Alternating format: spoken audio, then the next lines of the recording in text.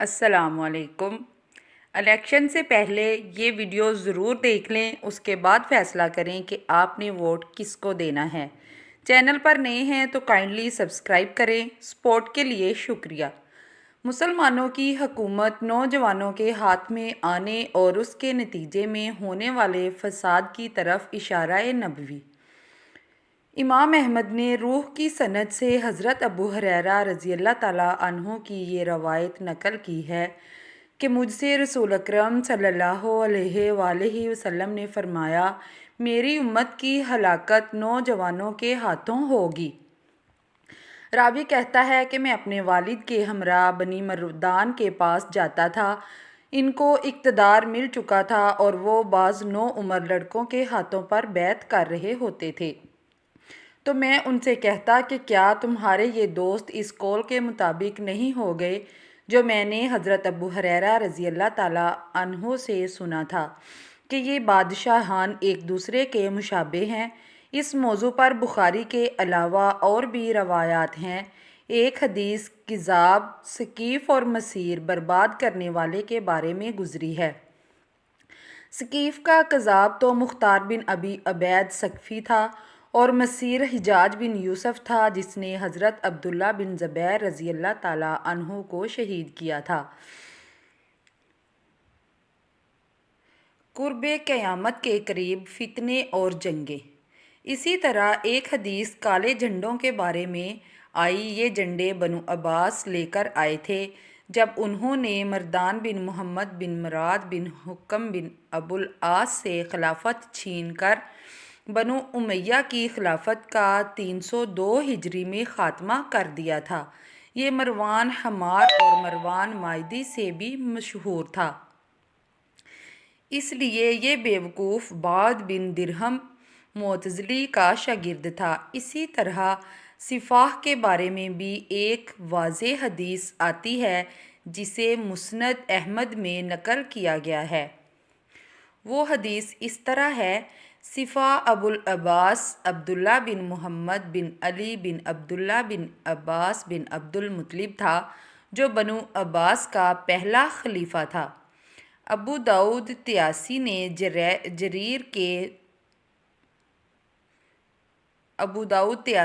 جریر کی سند سے حضرت ابو عبیدہ بن جراح اور حضرت معاذ بن جبل رضی اللہ تعالیٰ عنہ سے یہ حدیث نقل کی ہے کہ نبی کریم صلی اللہ علیہ وآلہ وسلم نے ارشاد فرمایا، اللہ تعالیٰ نے اس کام یعنی دین اسلام کو نبوت اور رحمت سے شروع فرمایا ہے اور عن قریب خلافت اور رحمت ہوگی اور عزت اور حرمت بھی اور ظلم و فساد والی ملوکیت بھی ہوگی۔ امت میں فساد ہوگا اور لوگ شرمگاہوں کو شراب، جوا اور ریشم کو حلال کر لیں گے اور اس پر ان کی مدد ہوگی اور انہیں ان فحاشیوں کی سہولت کے ساتھ رزق بھی دیا جائے گا یہاں تک کہ وہ وقت پورا کر کے اپنے رب سے جا ملیں گے۔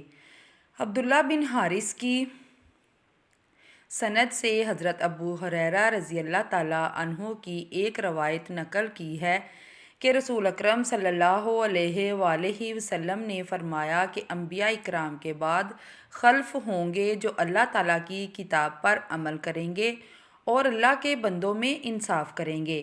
پھر ان کے بعد بادشاہ ہوں گے جو انتقام پرست ہوں گے، لوگوں کو قتل کریں گے اور اموال یعنی مال و دولت پسند کر کے چلیں گے۔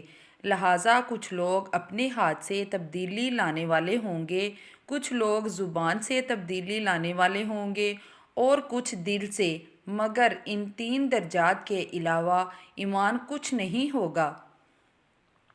بخاری شریف میں امام شعبہ کی سند سے حضرت ابو ہریرہ رضی اللہ تعالیٰ عنہ کی روایت ہے کہ نبی کریم صلی اللہ علیہ وآلہ وسلم نے فرمایا کہ بنی اسرائیل کے انبیاء مسلسل آتے رہے، اگر ایک نبی کی وفات ہو جاتی تو دوسرا نبی اس کے بعد بنا دیا جاتا، اور بے شک میرے بعد کوئی نبی نہیں آئے گا، البتہ خلفاء بہت سے ہوں گے۔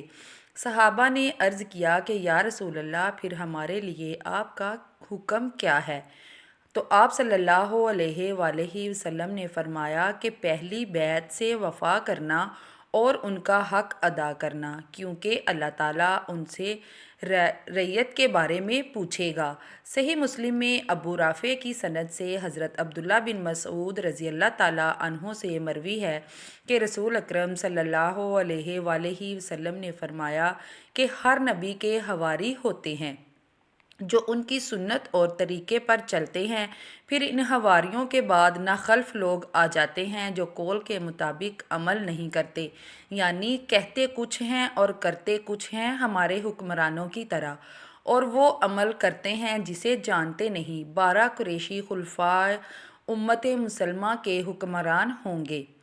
حضرت جابر بن سمرہ رضی اللہ تعالیٰ عنہ سے مروی ہے کہ نبی کریم صلی اللہ علیہ وآلہ وسلم نے ارشاد فرمایا، 12 خلیفہ ہوں گے جو سب کے سب قریشی ہوں گے۔ یہی روایت ابو داؤد میں دوسری سند سے حضرت جابر رضی اللہ تعالیٰ عنہ سے بھی مروی ہے۔ فرمایا، یہ دین اس وقت تک قائم رہے گا جب تک کہ 12 خلیفہ ہوں گے۔ ایک اور روایت میں آیا ہے کہ یہ امت اپنی حالت پر اس وقت تک برقرار رہے گی اور دشمنوں پر غالب رہے گی جب تک ان میں 12 خلفاء نہ گزر جائیں جو سب قریشی ہوں گے۔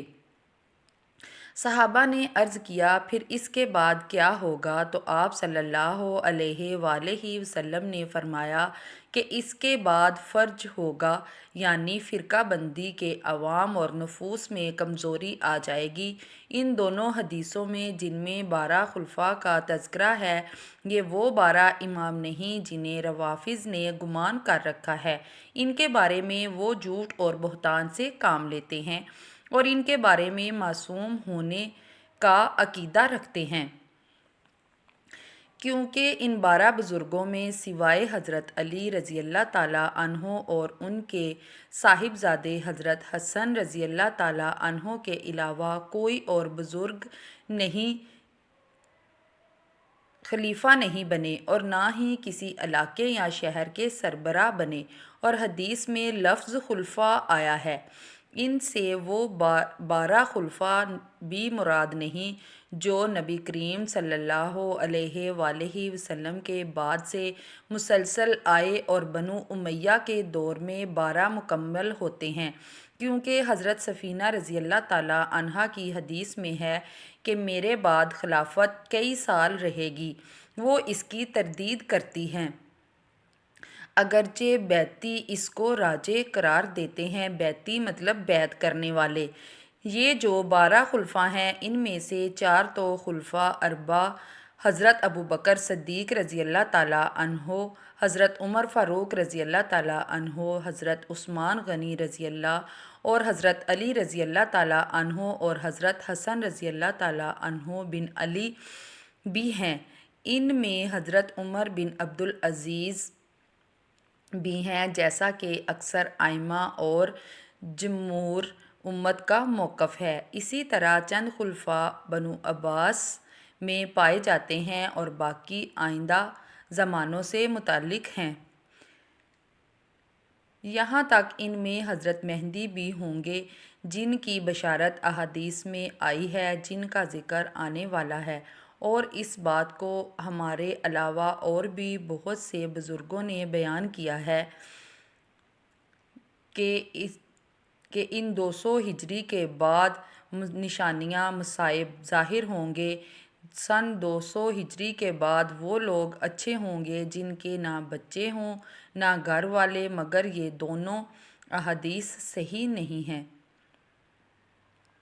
مطلب معتبر نہیں ہیں۔ ابن ماجہ میں حسن بن علی بن خلال کی سند سے عون بن عمارہ، عبداللہ بن مسنی بن ثمامہ بن عبداللہ بن انس بن مالک عن ابی عن جدہ کے حوالے سے یہ روایت ہے کہ حضرت ابو قتادہ رضی اللہ تعالیٰ عنہ کہتے ہیں، رسول اللہ صلی اللہ علیہ وآلہ وسلم نے ارشاد فرمایا کہ سن 200 ہجری کے بعد